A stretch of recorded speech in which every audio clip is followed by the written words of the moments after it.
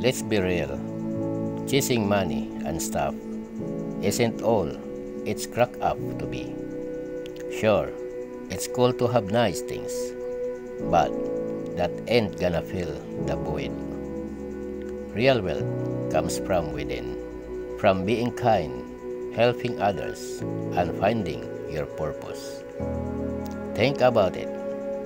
Those fancy cars and big houses, they can disappear in a blink.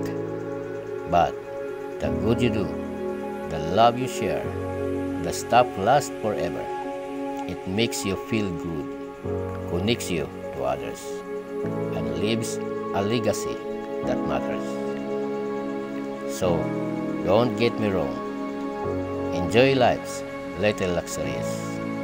But remember, the most valuable things in life are the ones you can't put a price tag on. Things like your relationships, your passions, and the positive impact you make on the world. That's the real treasure.